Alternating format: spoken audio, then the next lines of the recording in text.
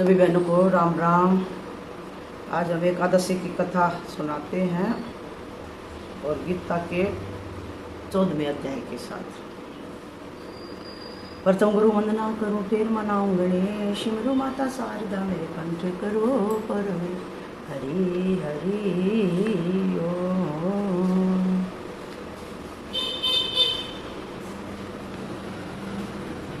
गुरु सर्व श्रुति रूप श्रेष्ठ रत्नों से सुशोभित चरण कमल वाले हैं और वेदांत के अर्थों के प्रवक्ता हैं।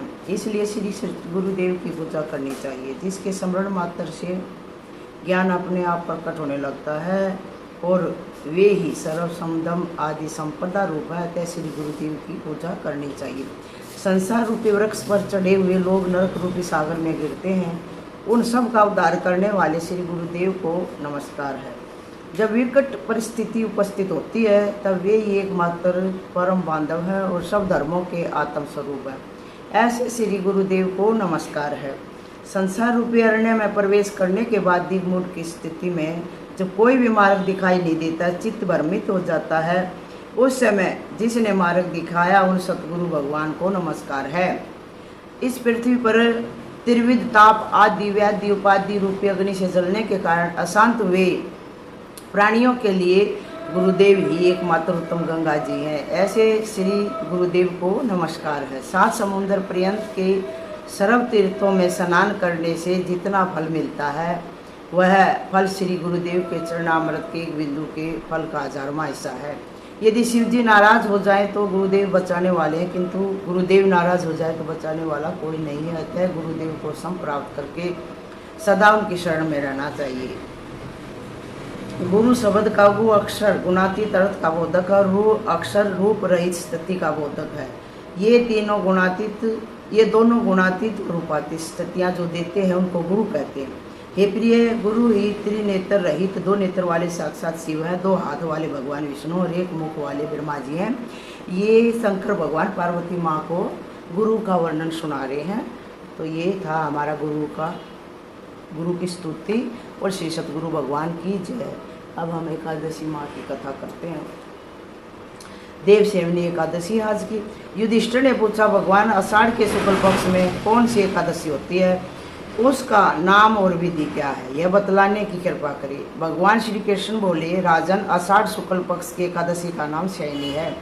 मैं उसका वर्णन करता हूँ। वह महान पुण्यमयी स्वर्ग और मोक्ष प्रदान करने वाली है, सब पापों को हरने वाली तथा उत्तम व्रत है। आषाढ़ शुक्ल पक्ष के शयनी एकादशी के दिन जिन्होंने कमल पुष्प से कमल लोचन भगवान विष्णु का पूजन तथा एकादशी का उत्तम व्रत किया है, उन्होंने तीनों लोकों और तीनों सनातन देवताओं का पूजन कर लिया है। हरि शयनी एकादशी के दिन मेरा एक स्वरूप राजा बलि के यहाँ रहता है और दूसरा क्षीर सागर में शेषनाग की सैया पर तथा यहाँ पर जब तक शयन करता है जब तक आगामी कार्तिक की एकादशी नहीं आ जाती। अतः आषाढ़ शुक्ल पक्ष की एकादशी से लेकर कार्तिक शुक्ल पक्ष के एकादशी तक मनुष्य को भली भांति धर्म का आचरण करना चाहिए। जो मनुष्य इस व्रत का अनुष्ठान करता है वह परम गति को प्राप्त होता है। इस कारण यत्न पूर्वक इस एकादशी का व्रत करना चाहिए। एकादशी की रात में जागरण करके शंख चक्र और गदा धारण करने वाले भगवान विष्णु की भक्ति पूर्वक पूजा करनी चाहिए। ऐसा करने वाले पुरुष के पुण्य की गणना नहीं। ब्रह्मा जी, चतुर्मुख ब्रह्मा जी भी स्तुति करने में असमर्थ हैं। राजन, जो इस प्रकार भोग और मोक्ष प्रदान करने वाली सर्व पाप हारी एकादशी के उत्तम व्रत का पालन करता है, वह जाति का चंडाल होने पर भी संसार में सदा मेरा प्रिय करने वाला है। जो मनुष्य दीपदान, पलाश के पत्ते पर भोजन और व्रत करते हुए चौमासा व्यतीत करते हैं वे मेरे प्रिय हैं। चौमासे में भगवान विष्णु सोए रहते हैं, इसलिए मनुष्य को भूमि पर शयन करना चाहिए। सावन में साग, भादों में दही, कवार में दूध और कार्तिक में दाल का त्याग कर देना चाहिए। जो चौमासे में ब्रह्मचार्य का पालन करता है वह परम गति को प्राप्त होता है। राजन, एकादशी के व्रत से ही मनुष्य सब पापों से मुक्त हो जाता है। तो सदा इसका व्रत करना चाहिए, कभी भूलना नहीं चाहिए। शयनी और बोधनी के बीच में जो कृष्ण पक्ष की एकादशी होती है गृहस्थ के लिए वे ही व्रत रखने योग्य हैं। अन्य मासों की कृष्ण पक्षीय एकादशी गृहस्थ के रखने के योग्य नहीं होती। शुक्ल पक्ष की सभी एकादशी गृहस्थ को करनी चाहिए। बोल श्री सतगुरु भगवान की जय। ये हमारी एकादशी की कथा हुई। अब हम गीता के 14वें अध्याय का पाठ करेंगे बहनों। आज श्री भगवान उवाच। श्री भगवान बोले, ज्ञानों में भी अति उत्तम उस परम ज्ञान को मैं फिर कहूँगा, जिसको जानकर सब मुनिजन इस संसार से मुक्त होकर परम सिद्धि को प्राप्त हो गए हैं। इस ज्ञान को आश्रय करके अर्थात धारण करके मेरे स्वरूप को प्राप्त हुए पुरुष सृष्टि के आदि में पुण्य उत्पन्न नहीं होते और प्रलय काल में भी व्याकुल नहीं होते।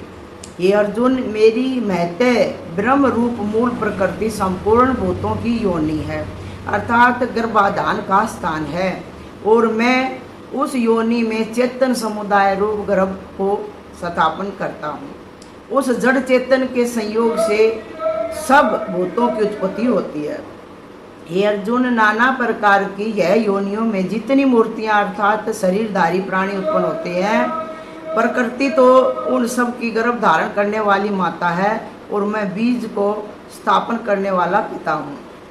हे अर्जुन, सतगुण, रजोगुण और तमोगुण ये प्रकृति से उत्पन्न तीनों गुण अविनाशी जीवात्मा को शरीर में बांधते हैं।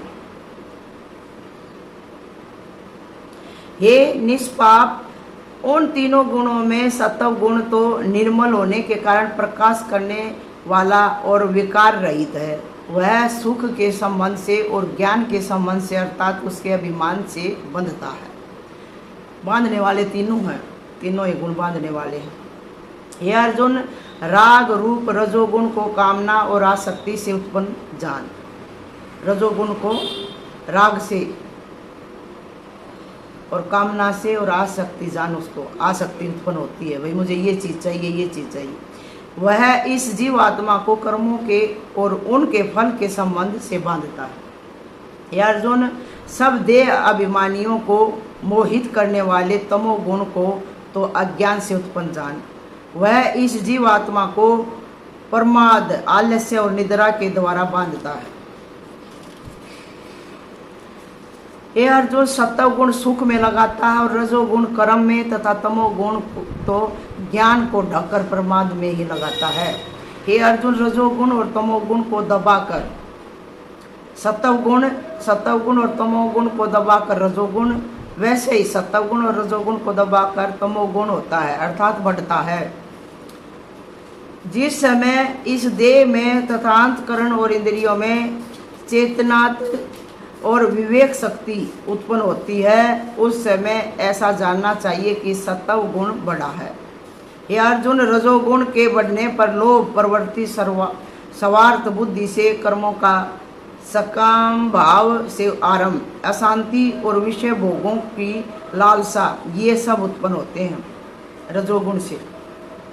हे अर्जुन, तमोगुण के बढ़ने पर अंतकरण और इंद्रियों में अप्रकाश करते हुए कर्मों में अप्रकृति और प्रमाद अर्थात व्यर्थ चेष्टा और निंद्रा आदि अंतकरण की मोहनी वृत्तियाँ, ये सब ही उत्पन्न हो जाती हैं तमोगुण से।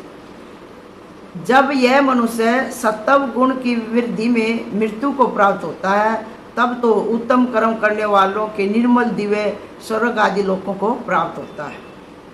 रजोगुण के बढ़ने पर मृत्यु को प्राप्त होकर कर्मों की आसक्ति वाले मनुष्यों में उत्पन्न होता है तथा तमोगुण के बढ़ने पर मरा हुआ मनुष्य कीट पशु आदि मूढ़ योनियों में उत्पन्न होता है।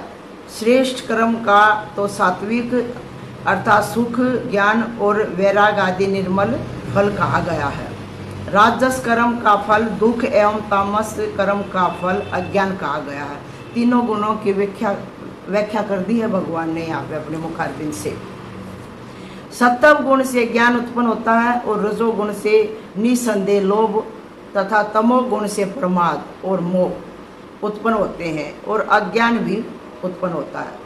सत्व गुण में स्थित पुरुष स्वर्ग आदि उच्च लोकों को जाते हैं। रजोगुण में स्थित राजस पुरुष मध्य में अथवा मनुष्य लोक में ही रहते हैं। और तमोगुण के कार्य रूप निद्रा, प्रमाद और आलस्य आदि में स्थित तामस पुरुष अधोगति को अर्थात कीट, पशु आदि नीची योनियों को तथा नरकों का प्राप्त होते हैं। खोल के बता दिया है बिल्कुल।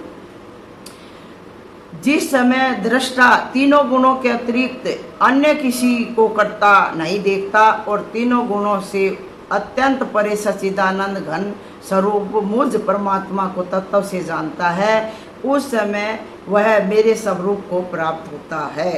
देखो खोल के बता दे, तीनों गुणों वाले बंधते हैं। सतोगुण वाले सोने की चैन से बनते हैं, रजोगुण वाले सोने की चैन से बनते हैं, और रजोगुण वाले जो हैं वो अपने काम क्रोध से बनते हैं, और तमोगुण वाले अपना बुरे कर्म करके और लोहे की चैन से बंधते तीनों हैं। यह पुरुष शरीर की उत्पत्ति के कारण रूप इन तीनों गुणों को उल्लंघन करके जन्म, मृत्यु, वृद्ध अवस्था और सब प्रकार के दुखों से मुक्त हुआ परमात्मा को प्राप्त होता है। अब ये जो इन तीनों गुणों से ऊपर उठ जाता है वह पुरुष परमात्मा के धाम को जाता है। अर्जुन बोले, इन तीनों गुणों से अतीत पुरुष किन किन लक्षणों से युक्त होता है और किस प्रकार के आचरण वाला होता है, तथा हे प्रभु मनुष्य किस उपाय से इन तीनों गुणों से अतीत होता है। श्री भगवान बोले, हे अर्जुन, जो पुरुष सत्व गुण के कार्य रूप प्रकाश को और रजोगुण के कार्य रूप प्रवृत्ति को तथा तमोगुण के कार्य रूप मोह को भी न तो प्रवृत्त होने पर उनसे द्वेष करता है और न ही निवृत्त होने पर उनकी आकांक्षा करता है, जो साक्षी के सदृश तत्वा गुणों के द्वारा विचलित नहीं किया जा सकता है और गुण ही गुणों में बरतते हैं, ऐसा समझता हुआ जो सच्चिदानंद घन परमात्मा के एक ही भाव में स्थित रहता है एवं उस स्थिति से किसी प्रकार भी विचलित नहीं होता, जो निरंतर आत्म भाव में स्थित दुख सुख को समान समझने वाला, मिट्टी पत्थर और स्वर्ण में समान भाव वाला, ज्ञानी प्रिय तथा प्रिय को एक सा मानने वाला और अपनी निंदा स्तुति में भी सम्मान भाव वाला, जो मान और अपमान में सम है, मित्र और बैरी के पक्ष में भी सम है एवं संपूर्ण आरंभों में कर्तापन के अभिमान से रहित है, वह पुरुष गुणातीत कहा गया है। और जो पुरुष अविचारी भक्ति योग के द्वारा मुझ पर निरंतर बसता है, वह भी इन तीनों गुणों को भली भांति लांघ कर सच्चिदानंद घन ब्रह्म को प्राप्त होने के लिए योग्य बन जाता है, क्योंकि उस अविनाशी पर ब्रह्म को और अमृत का नित्य धर्म का और अखंड एक रसानंद का आश्रय मैं ही हूँ। बोल श्री सतगुरु भगवान की जय, कृष्ण भगवान की जय हो, गीता माता की जय हो। श्री कृष्ण गोविंद हरे मुरारी, हे नाथ नारायण वासुदेव। श्री कृष्ण गोविंद हरे मुरारी, हे नाथ नारायण वासुदेव। सभी बहनों को राम राम।